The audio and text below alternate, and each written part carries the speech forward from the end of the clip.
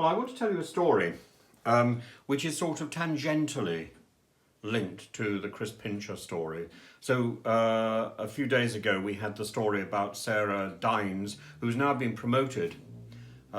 She was a deputy whip or something, which is how she was in the same place in the Carlton club, and she witnessed Chris Pincher assaulting somebody.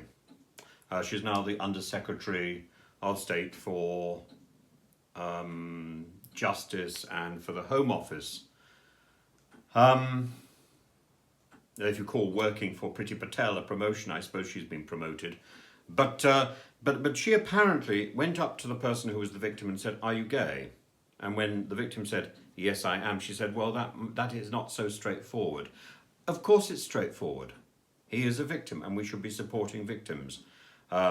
And the deputy mayor of Tamworth Council, the Councillor Cook, said that when the Conservative Central Office telephoned and told people to be quiet if they had any stories, he said that impelled him to come out and say, well, actually, Chris Pincher groped me, almost 20 years ago.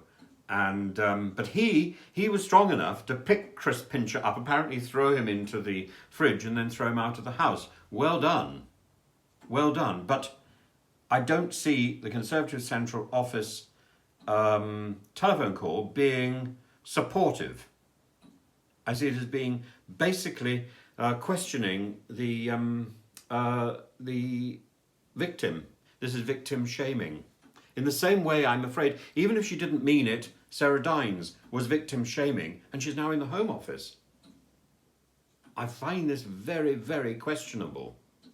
And I'm going to tell you my story, because my partner was tortured and raped in Greece about 20 years ago. And in the process, when he reported his case to first the police and then lawyers, repeatedly, the question was, are you gay? As if that makes any difference when somebody is sticking a truncheon up your bottom. As if it makes any difference. This was assault, this was rape.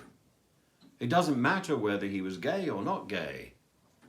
What matters is the assault. And what matters is the care for the victim, and that was absent. When we came to Britain, one of the questions that we got from some incredibly stupid lawyers was when we said he was tortured, and they said, well, what information did he have? As if that matters. As far as I know, he had no information. You don't need information to be tortured. You simply need somebody who is in power.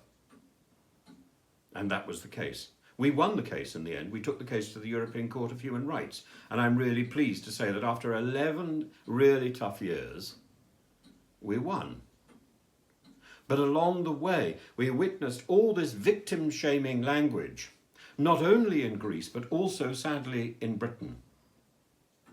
We need to wake up and realise that our first priority is not actually to imprison, to bring a trial against the attacker. Our first priority is to support and protect the victim. And if we haven't got that right, there's nothing we can do in law to take the attacker to law, because we've missed the boat. Our first job is to support the victim. If we can't do that, we are failing not in law, not in morality, but in basic humanity. So if the story is true that Sarah Dines asked the victim if he was gay and said, well, that's not so straightforward, she should be hanging her head in shame. If the story is true that Councillor Cook was effectively told to be quiet about what happened to him, Conservative Central Office should be hanging its head in shame. I hope somebody's going to pursue this. It's shocking. Utterly, utterly shocking. And I thought we'd gone through all that nearly 20 years ago. We don't seem to learn, do we?